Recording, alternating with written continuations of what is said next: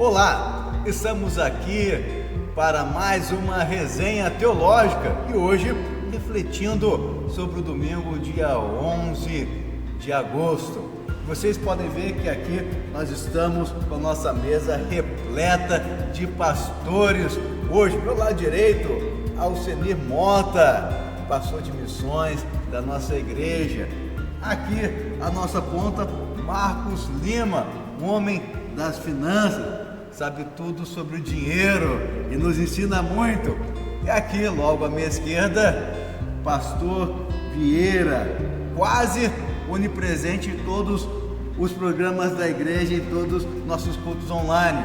Esse mês agora no Rio de Janeiro, mas mora em São Paulo, está então aqui abrilhantando a nossa mesa com a sua presença. E você sempre conosco para esse momento de reflexão dos assuntos do culto de domingo, dia 11 de agosto de 2024.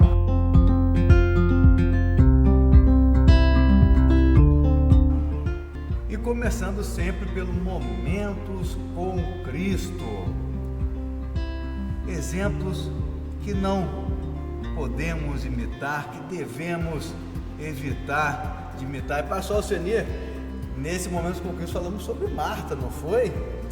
E que podemos aprender a não imitar com Marta. Temos muita coisa que podemos imitar de Marta, mas o foco foi aquilo que não podemos imitar, que devemos não imitar. Pois é, Samir, Vieira, Marcos, a gente tem essa história, né, que é narrada aí nos evangelhos de Marta e Maria, né, porque Marta está sempre associada a Maria, né, então há um contraponto ali. E eu fico pensando, se não existisse Maria nessa história, será que a gente condenaria Marta da mesma forma que a gente condena? É porque a gente acaba fazendo ali uma comparação, né, entre a atitude de Maria e a atitude de Marta. Mas o que tem de errado, né, com Marta em querer ali preparar, né, um lanche, fazer com que Jesus estivesse da melhor maneira possível sendo recepcionado? O que está de errado, Samir? Você já parou para pensar nisso? Não é porque a gente, nessa comparação, né, com a atitude de Maria, a gente condena Marta. Mas qual foi a motivação de Marta ao ficar ali preocupada? A motivação foi: eu quero receber Jesus da melhor maneira possível, então eu vou preparar ali os quitutes, vou arrumar. Por que a gente condena Marta? Porque você pega a atitude de Maria. Mas eu estou só trazendo aqui uma provocação, né? Porque essa história sempre me chamou muita atenção, sabe? Porque a Marta é sempre condenada, a gente até brinca aqui com as nossas Martas, né? Marta, cuidado, olha, procura as... Porque a ideia, eu acho que ali do texto, é justamente de Marta ter deixado de buscar, né, o melhor e ter se dedicado ali aos afazeres da casa e tal. Mas a atitude de Marta por si só, eu não vejo assim como a gente querer, né, colocar essa pecha de uma mulher que errou. Porque eu vejo, pelo menos eu posso até estar errado, mas eu vejo ali no texto claramente que a motivação de Marta ao ir ali para a cozinha foi de receber Jesus da melhor maneira possível. Ao invés de estar ali como Maria aos pés de Jesus, ela resolveu ali. E fica aqui só essa provocação que eu vou jogar para vocês, para a gente... Pastor Vieira, quem comentar então dessa provocação, pastor Vieira? Aí está com a razão, nosso querido Alcenir. Não, ele fez uma provocação. Como reagir a essa provocação? E começou bem. Começou bem. A gente sempre tem que ter um referencial. Por exemplo, quem está no avião, no interior do avião, e aí fala, passou lá, olha, passamos em tal bairro, tal região. Eles estão parados em relação ao avião. E eles estão em movimento em relação a nós. Agora, ela estava correta em relação a quê? Tem um padrão? Qual é a principal característica que uma pessoa deve ter? A capacidade de ouvir. Ouvir ativamente. Quase como auscultar. Né? Inclusive é o mandamento que mais aparece na Bíblia. Ouve. A primeira coisa a ser consagrada ao Senhor é o ouvido. Então é exatamente nisso. Inclusive Jesus ele fala, quem me ama ouve a minha palavra. Ouvir é um ato de amor. A gente pode ver, por exemplo, quando uma criança está se apresentando, os pais ficam ligados. Ninguém fala comigo nesse momento, né? Por causa do amor. Né? Então, é uma expressão de amor ao Senhor, mesmo porque é interessante que quem convidou para ir na casa das duas foi Marta. Ela que convidou Jesus para ir. No entanto, ela não ouviu ativamente. Então, é importante que a gente ouça o próximo. Inclusive, Rubem Alves, ele disse que você faz muito curso de oratória, mas de escutatória. Então, a gente precisa aprender a ouvir ativamente. Né? Eu acho que as duas provocações estão corretas. Mas olha, pensando vamos aqui fazer, não defendendo A ou B, mas vamos entender a cultura da época. Você convida para a minha casa, vou ficar sentado no sofá e não vou servir o cafezinho? Vamos conversar? Vamos, mas chegou uma hora, meu amigo, o padrão da época, muito bem colocado, se eu convidei, eu tenho que servir, né? De fato, mas o que o nosso Rabi ele traz para a gente nessa abordagem de não seguir, é que muitas vezes o turbilhão da vida nos afastam de ouvir a voz de Deus. Né? Então aquele turbilhão daquele encontro naquela casa, tanta gente muitos que a conheciam, muitos que não conheciam, porque queriam ver a Jesus. Não queriam saber da comida que ela estava servindo, queriam ver e ouvir Jesus, como você muito bem colocou, e do nosso saudoso Rubem Alves, né? Mas o turbilhão da vida do nosso dia a dia, muitas vezes nos afasta de ouvir, de estar ouvindo. Né? Como diz outro, você ouviu o psil, né? Não, esse cara não foi chamado não, esse cara ouviu o psil, achou que era para ele, mas não era para ele não, é diferente, né? Essa história aí que a gente ouvia muito no seminário, não é isso? Mas eu acho que o ponto focal que a gente tem que observar é que às vezes a gente se enche de tantos afazeres, né? A gente tem um ativismo religioso gigante. E quando a gente pergunta para você por que a gente responde enquanto cristão para essa questão? A gente perdeu a chance de ouvir de Jesus o que ele explicava sobre isso, porque o ativismo me separou desse momento maravilhoso de ouvir do Mestre, o que é um mergulho na sua própria palavra. Se está na Bíblia, não está à toa, não está de graça, está porque o Espírito Santo lá conduziu para nos ensinar. Olha, o mundo real é esse turbilhão, ponto final. A gente tem que levantar, trabalhar, estudar, e quando a gente trabalha, depois casa, depois tem filho, depois tem neto. A vida inteira é isso, né? Ok, é o mundo real. Agora, desse tempo do mundo real, quanto que eu separo para ouvir de fato? Eu acho que essa que é a grande lição, é uma das grandes lições que o texto nos propõe. E eu concordo com você, concordo com o Alcenir, que a gente precisa nos suspender, né? E olhar para a gente ali atuando, vem cá, eu estou no ativismo ou eu estou ouvindo? Mesmo no ativismo eu consigo ouvir o Mestre ou não consigo ouvir? Essa reflexão, né? Porque a gente pergunta assim às vezes, né? Várias vezes, todos nós temos o exemplo, e com a gente também. O que o pastor Israel pregou domingo? Na segunda-feira, não sei. Perfeito. Então você não ouviu. Exatamente. O turbilhão, né? O ativismo não te permitiu ouvir. E hoje você tem cada dia mais artefatos que te obrigam para um ativismo mais acelerado, para uma vida mais louca. Hoje a gente cansa de ver irmãos na igreja, pastor Israel pregando, e as pessoas aqui. Meu Jesus! Não está ouvindo. O adolescente está ouvindo, porque o adolescente tem outra mentalidade que a gente não tem mais. Vamos jogar. Talvez o Samir tenha, mas eu não tenho mais. Também não o Alcemir está ali, tenho. o adolescente está ali trocando mensagem com o pai, ou com a mãe, ou com o tio, com o avô. O Israel fala uma coisa aqui na mesma coisa. Quando casa com ele para e olha. Mas a maioria não tem essa capacidade. Né? Então eu acho que a gente hoje é empurrado para esse ativismo e de fato a gente deixa de ouvir, né? Como você bem colocou, Vieira, o que importa de fato. Mas vamos salvar Marta, a gente tem que servir os convidados, não tem jeito. Se eu convidei, tem que servir, né? Mas o que? Eu posso servir, deixo a bandeja e fico ouvindo também, não preciso ficar correndo nem querer culpar o outro que quer ouvir, né? Porque às vezes a gente quer culpar o outro que não quer trabalhar porque só quer ouvir, como se ouvir não fosse tão importante quanto trabalhar. As duas são importantes. Agora, naquele momento específico, o melhor era ouvir do que trabalhar. Mas o trabalho tem seu lugar. É interessante que esse assunto me faz lembrar de um livro, Novas Lideranças, um livro muito bom para pastores e líderes. E tem um parágrafo que a ideia é o seguinte, que nós, como pastores, estamos sempre muito preocupados em trabalhar para Deus e ocupados em trabalhar para Deus.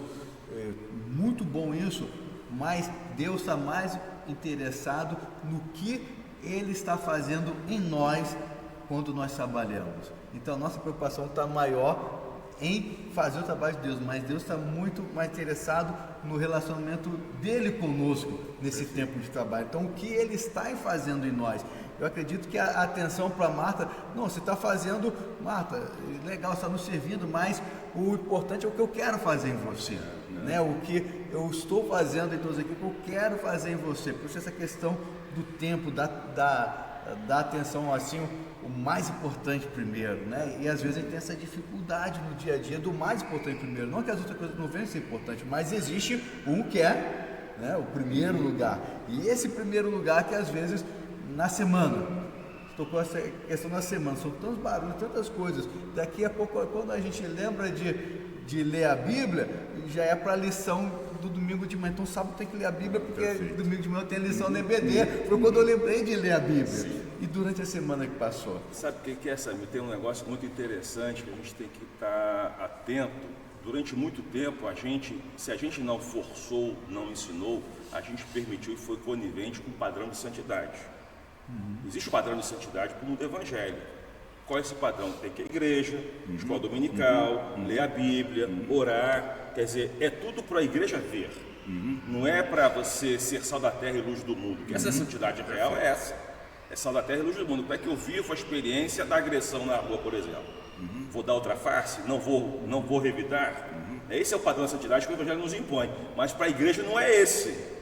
Né, entre aspas, claro que é, mas a igreja é o Samir, o Marcos, o Vieira, o Alcenê, o Henrique, o Rafinha, o pastor Israel, estão aqui, estão orando, estão lendo a Bíblia, estão estudando a escola dominical, então são santos, por isso nada a ver, né? Porque o padrão de santidade que a gente acha que é esse, né? E de fato não é esse. Você quando ouve, você é desafiado, né? O ouvir te desafia.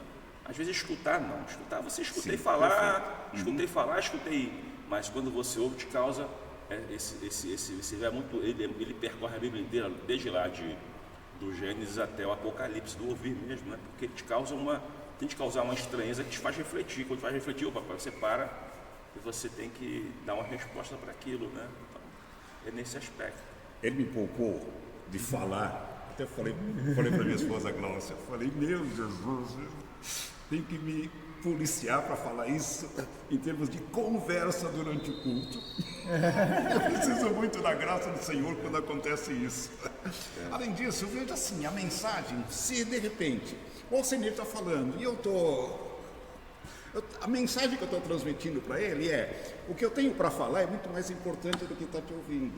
Além disso, se nós participarmos de 2 cultos, no domingo, vamos supor, 2 horas para enfrentarmos 168 horas. Ou seja, quer dizer, nós temos 168 horas na semana. Se nós prestarmos atenção ativamente no culto, nós temos 2 horas para enfrentar 166.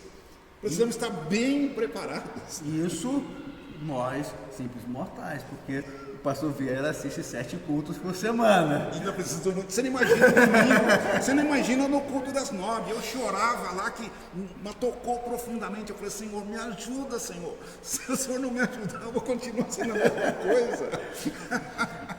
A importância do relacionamento com o Senhor Jesus. Eu acho que, para mim, o principal mensagem aqui desse texto é a importância de um relacionamento com o Senhor Jesus.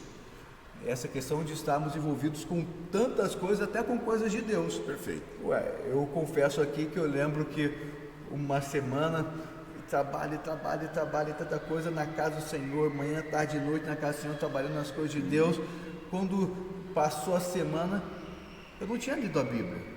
Se eu não orei em casa, orei aqui, que nosso trabalho envolve a oração, mas pensei, tem uma coisa errada, mas eu estava fazendo o trabalho do Senhor, estava fazendo o trabalho do Senhor, me empenhando no trabalho do Senhor, sim, mas o meu tempo com Jesus, o tempo aos pés do Mestre, o tempo ali de receber. Então, nós mesmos que estamos, né, como líderes na liderança da igreja, trabalhando, você que é líder, pequeno grupo, e a gente se envolve, e isso é maravilhoso, é tremendo, como é bom trabalhar na obra do Senhor, mas o nosso tempo ali a sós, né? O tempo a sós do nosso Senhor Jesus.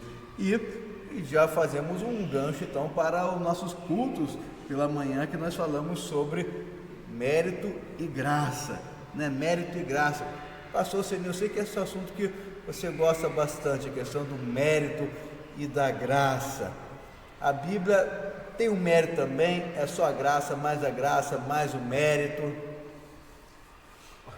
Eu não quero ser o provocador dessa ficar sendo taxado, mas a gente precisa ter cuidado. Eu, o Jael, acho que na mensagem, até na mensagem das 11, que acabou complementando, né, esse tema que ele levantou no culto das 9, que é mérito e graça, aí ele trata no culto das 11 da questão da santidade, né, que aí é você estar tentando, né, para a sua vida, o que você está fazendo, o que você está realizando. E é interessante, né, gente? Eu estava assistindo uma entrevista aí de um pastor famoso no nosso meio, em que ele literalmente falou que o Antigo Testamento já era, né? Quer dizer, há uma ruptura, né? Quando surge o Novo Testamento, há uma ruptura e é o Novo Testamento. Assim, eu particularmente não concordo com isso, né? E aí ele rejeitou essa ideia da complementaridade, né? Do Novo Testamento está complementando ali o Antigo Testamento. E justamente dentro dessa ideia, né, de graça e lei, né, de graça e mérito. Então, a gente está na graça, é o Novo Testamento. Então, a lei é o Antigo Testamento. Então, a gente vai à lei, deixa... E eu tenho muito cuidado com relação a isso. Então, aqui, gente, eu quero deixar claro que eu sei do valor e da importância da graça. Só que a gente corre um risco muito grande, e eu acho que o Israel, ele, pelo menos no meu ponto de vista, na minha percepção, quando ele prega sobre a santidade no culto das 11, ele complementa justamente essa ideia. Porque a gente às vezes, e Paulo também teve esse cuidado, né? Quando ele fala de graça, ele fala, não vão abusar da graça, né? Não vão fazer, né, da graça um motivo para vocês chegarem e acharem que pode ficar pecando e vivendo irresponsavelmente, confiados na graça de Deus, na bondade de Deus. Então, essa linha tênue que eu acho que a gente precisa, né, atentar, porque é claro que nós vivemos pela graça, mas eu penso que a graça nos impõe uma responsabilidade. E só para fechar a minha fala, eu acho que o exemplo que o Jael deu da questão lá da monografia, né, que ele teve que entregar, sim, eu acho que fecha essa ideia. Conta para quem não ouviu, conta esse exemplo, que é um exemplo marcante que nos ajuda muito a compreender a graça. Eu acho que ali fecha justamente essa ideia, né, completa, né, essa ideia de graça e de mérito. Quer dizer, ele deveria entregar uma monografia e não entregou, e chegou para o professor, professor, eu não entreguei, né, não fiz a minha monografia. E aí o cara foi para dar a nota dele lá, o que ele merecia? 0. Né? Mas aí o cara deu 10. Vou te dar 10. Agora você me entrega o teu trabalho. Então, ele já tinha recebido 10. Aí agora ele vai fazer, né, vai realizar a monografia, o cara me deu 10, né, eu fui abençoado, então agora eu vou fazer a minha monografia. Então essa relação, né, de graça e de mérito, né, da lei e da graça, quer dizer, nós somos abençoados, mas isso não nos exime, muito pelo contrário, nos traz uma responsabilidade de fazer, de cumprir, de obedecer. Né? E no Antigo Testamento a gente já vê a graça também. No Antigo Testamento a gente vê a graça. É importante quando a gente olha a Bíblia, olha como um todo, ver essa questão da revelação progressiva de Deus. Ela é completa, em Jesus Cristo. E por isso que precisamos tantas vezes olhar para o Antigo Testamento com os óculos, né, do Novo Testamento de Jesus Cristo. Mas nós olhamos, já vemos a graça no Antigo Testamento também. E, pois é, e às vezes a gente se esquece disso, né, Samir? Mas, por exemplo, quando Deus manda Jonas lá pregar a Nínive, é graça. E Jonas não reconhece isso. Diz, não, Deus, esse povo não merece. Ele tinha cultura do mérito muito arraigada, né? Mas Deus, não, Jonas, vai lá, porque esse povo mau, esse povo desobediente, também é amado por mim. Né? E ele também merece ser salvo. Essa questão do mérito, voltando ao principal, né, que é o mérito nos sacode desde que a gente nasce. Né? E o mérito está até no discurso de Jó, né, que foi que o pastor Jael, que eu chamo de Rabi, né, ele tem uma série maravilhosa, inclusive tinha que girar uma série completa, uma atrás da outra, porque é maravilhoso. Agora, o diabo, quando chega para Deus, ele impõe graça para Deus, mérito para Deus. Isso. Você viu o servo Jó? Mas também ele tem, do jeito que ele está, até eu. Né? Então, que tipo assim, desse jeito, não tem mérito nenhum para ele ter o que tem, mas aí você coloca, e o Alcir também, a graça está ali. Já vê qual é o padrão de Deus. O padrão de Deus é graça. Agora, nós não entendemos isso. A gente tem que ser honesto. Tem coisas que a gente não consegue entender. Né? Porque a graça, a gente entende ela em Jesus plenamente. Agora, você tentar...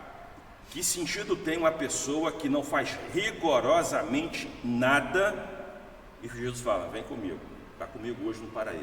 A tua vida inteira, saqueou do supermercado, roubou as velhinhas no celular, agora, meu amigo, o padrão de Deus é esse, não tem jeito, esse é o padrão de Deus, né? Justamente para que ninguém se vanglorie, né? Esse é o padrão de graça para todos, né? Agora, o mérito está presente. O que nós fazemos com o mérito, essa que é a grande questão, porque a leitura que o cristão faz da graça também é meritocrática, né? Por exemplo, o irmão vem aqui orar e o Jael tem uma dificuldade, e todos nós temos, eu fui curado, mas outro não foi curado, como é que você faz com isso? Tem graça para um e para outro não tem?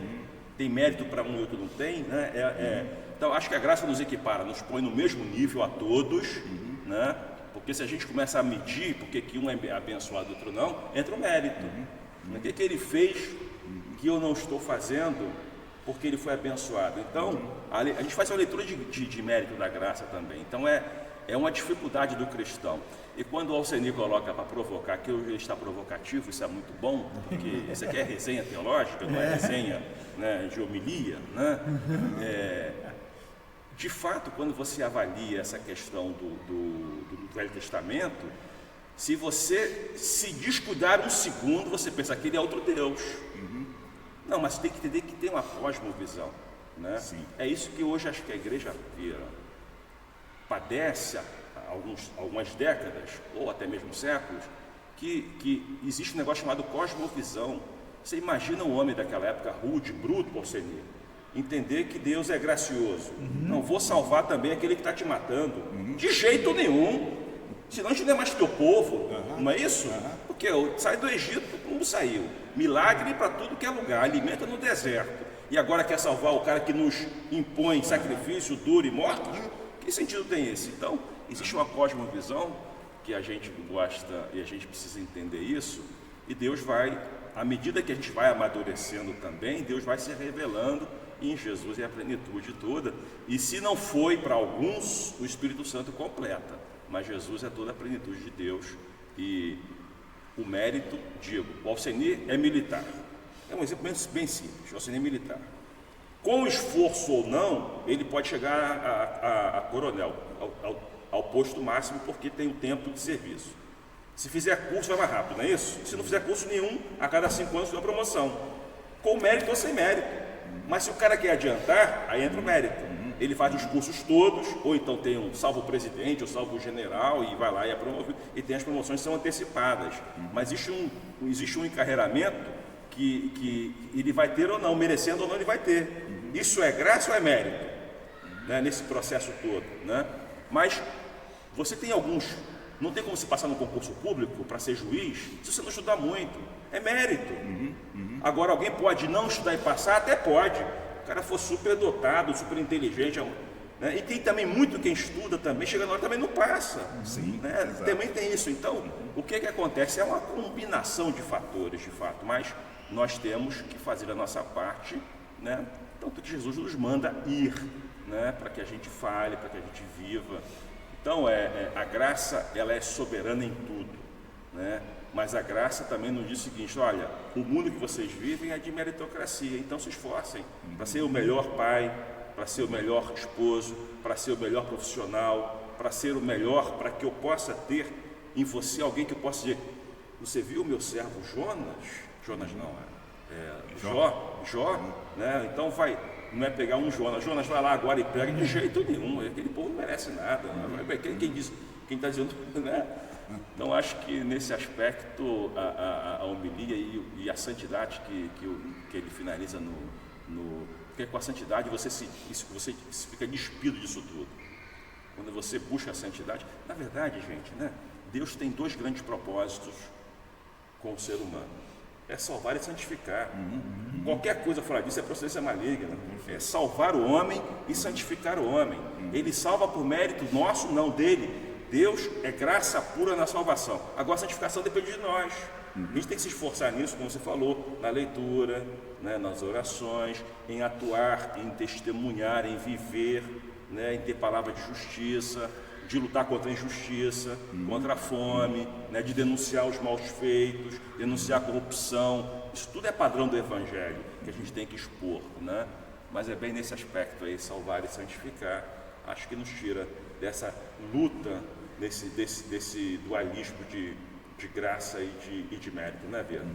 Perfeito. Inclusive, você colocou muito bem que está fortemente arraigado isso no nosso meio, muitos e muitos anos, a questão do mérito. É muito fortemente arraigado. Isso acaba levando até ao legalismo, né? Agora, é importante a gente entender que a graça, quando a gente percebe, inclusive no Antigo Testamento, especialmente em Isaías, que ele coloca Isaías 6, no ano que morreu o rei Uzias, eu vi o Senhor assentado. Havia uma profunda corrupção na nação, inclusive até o rei, né? Ele estava contaminado pela lepra, que era símbolo do pecado, ou seja, a corrupção profunda, inclusive da carne. E aí ele diz, no ano que morreu o rei Uzias, ele em crise foi ao templo e viu a santidade do Senhor. E aí ele: ai de mim que sou pecador, porque sou um homem de lábios impuros, reconheceu, e recebia forte influência também do meio.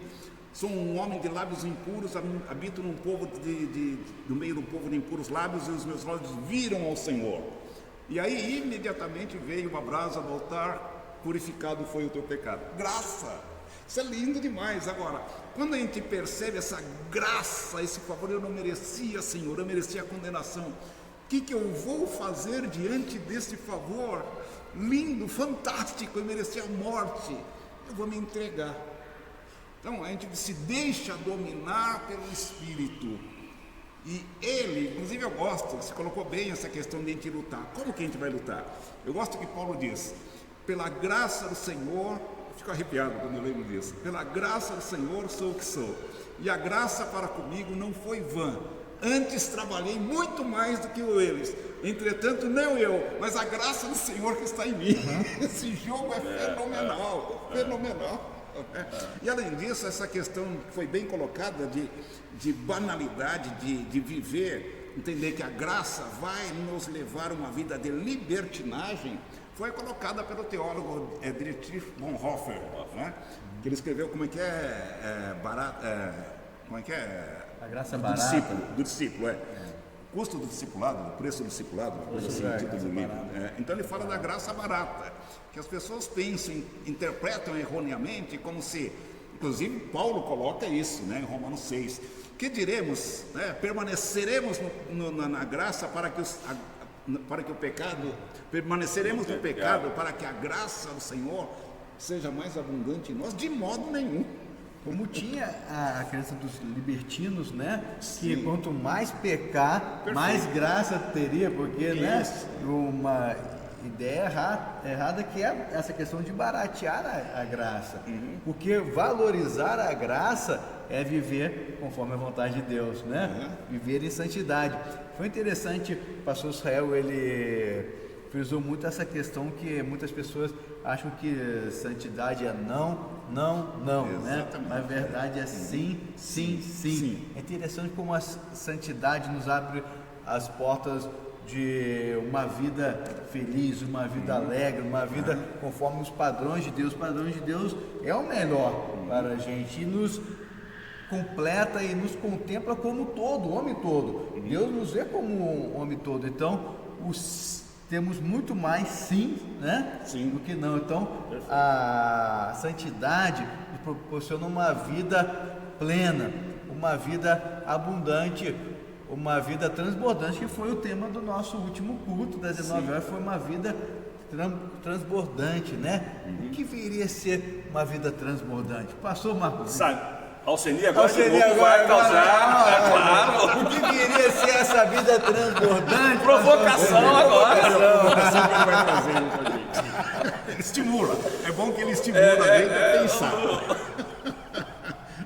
Essa é a grande questão, né, Samir? Você, né, o Marcos Lima Vieira, não sei, mas você... o que é bênção, né, gente?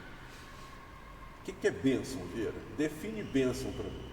Porque uma coisa é a bênção aos meus olhos, né? E outra coisa, isso para mim já está muito claro, é bênção segundo Deus. Então, o que eu quero, e eu tenho uma vida transbordante... Tem a terceira. Qual? É o que o outro enxerga de bênção para você. Pois é. São três agentes, né? Três agentes, mas a minha reflexão, Marcos, tem sido muito nesse aspecto, né? Então, quando a gente fala vida transbordante, então para mim, vida transbordante, aos meus olhos, é que minha família está ali zerada, né? Filhos bem-sucedidos, progredindo, saúde, meu casamento, saúde, dinheiro na conta. Pois é, sem preocupação de chegar no final do mês e ficar fazendo conta. É minha vida transbordante, né? Podendo viajar nas férias, ir lá para onde os meus desejos me levarem, sem nenhuma preocupação. E isso é vida abundante? Aos nossos olhos, ou pelo menos diante do mundo e da sociedade, isso no mérito é. Pois é. Na visão do mérito, agora, perfeitamente. Para Deus, o que é vida abundante? O que é uma vida transbordante para o Samir? Então, como é que a gente concilia isso, sabe? Eu chego assim, o clima máximo disso, Marcos Vieira e Samir, é a questão da morte, né? A morte é bênção ou é maldição? Aos nossos olhos, se eu estou orando por alguém que está enfermo e essa pessoa morre,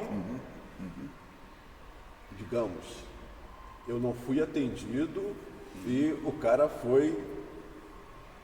não foi objeto da graça e da bênção de Deus. Mas será que é esse o pensamento de Deus? Então, por isso, gente, eu fico assim sempre muito reflexivo com essa questão, né? Então, a teologia da prosperidade é fruto dessa questão de uma vida transbordante aos olhos humanos. Então, a vida transbordante aos olhos humanos é a teologia da prosperidade. Ó, você não vai ficar doente, você não vai perder emprego, é essa a vida transbordante que prevalece no nosso meio. Agora, eu tenho certeza que muito do que nós imaginamos ser vida transbordante, ser bênção de Deus, efetivamente não é. E eu tenho muito essa questão, né, essa reflexão, né, máxima, que é a questão da morte, né? Quando eu vejo, e para mim é o personagem bíblico que mais trabalha isso, que é o apóstolo Paulo, quando eu vejo a visão de Paulo com relação à morte, eu não vejo essa nossa antipatia com relação a isso. O apóstolo Paulo diz, para mim o viver é Cristo, morrer é lucro, né? O meu desejo é partir e estar com Cristo. Então, esse cara tem uma visão da morte que é bênção de Deus. Só que morte não é bênção para ninguém, né? Então, é só então, quando a gente fala sobre a vida transbordante, eu acho que essa intimidade com Deus, essa sintonia com Deus vai ser fundamental para que a gente realmente saiba e pense e deseje as bênçãos, não segundo os nossos olhares, mas segundo aquilo que Deus quer e deseja para as nossas vidas. Quer saber uma coisa, gente? Eu vou dizer para você o seguinte, agora eu que vou provocar. A igreja é culpada disso, dessa visão. Jargões. Lembra da caixinha de promessa? Só tinha coisa boa. Só tinha coisa boa, caixinha de promessa. Sim. As pessoas se guiavam pelas caixinhas de promessa. Como é que vai ser meu dia? É um horóscopo. Vamos falar. Em outras palavras, é um horóscopo. Pego lá hoje. Então, até a leitura de alguns textos foram feitas na sua tradução de forma equivocada. Quando diz lá, Deus, o Salmo de Davi, por exemplo, o Senhor é meu pastor, nada me faltará. Está errado. Deus é meu pastor, de nada terei falta. Porque está comigo, Jesus está aqui do lado, passando fome comigo, mas está comigo. Então a fome não vai me afastar dele, desse amor, dessa graça.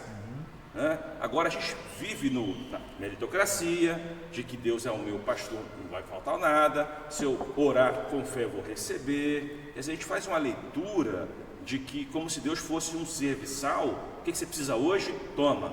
Não é isso, o mundo real é esse mundo de tragédia, vamos falar sério. O mundo é trágico, né? O mundo, você está aqui agora, mas você não está mais. Teu filho agora fica doente, do que pega, é atropelado, vem uma bala perdida, perdeu o emprego. Esse é o mundo real. E como é que a gente lida? Com o Senhor que está do meu lado, né? Então essa experiência do Deus Santo que nos santifica nos faz entender, como bem coloca o Alceni, que é o projeto de Deus para o ser humano. Uma vida transbordante, mas não é uma vida lotada das coisas e do conforto do mundo. É uma vida onde você tem a consciência de que Deus anda comigo e com Ele está comigo as coisas vão dar certo, né? Com pão ou sem pão vai dar certo, com emprego ou sem emprego vai dar certo, porque Paulo já dizia, né? Eu quero partir, porque se eu morrer, gente, olha, eu tenho a absoluta convicção de que é muito melhor, mas gente, se não for melhor, é um pecado falar que não é. Quem é que não quer estar com Jesus Cristo? Mas eu não quero morrer agora não, você quer? Ninguém quer. Isso é um mistério? Pois é, a gente tem aquela frase famosa do Mauro Israel, né? Você deve ter ouvido falar, né? Começa. Quando ele estava aí, né, já na reta final aí da sua vida, né? Com câncer.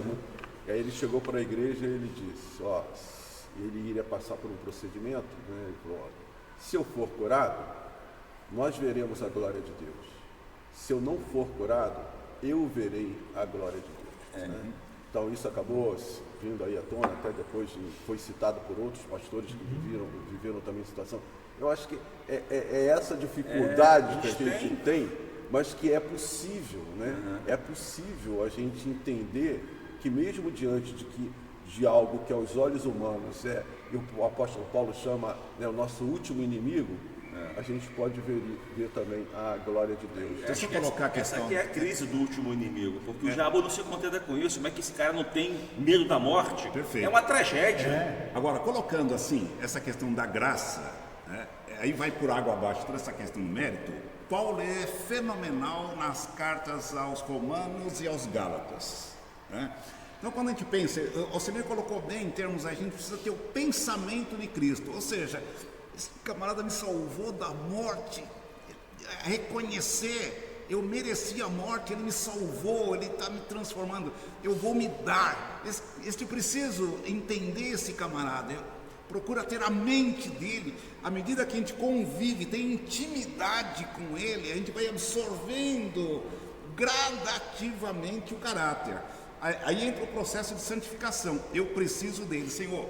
Eu não estou conseguindo fazer isso, Senhor.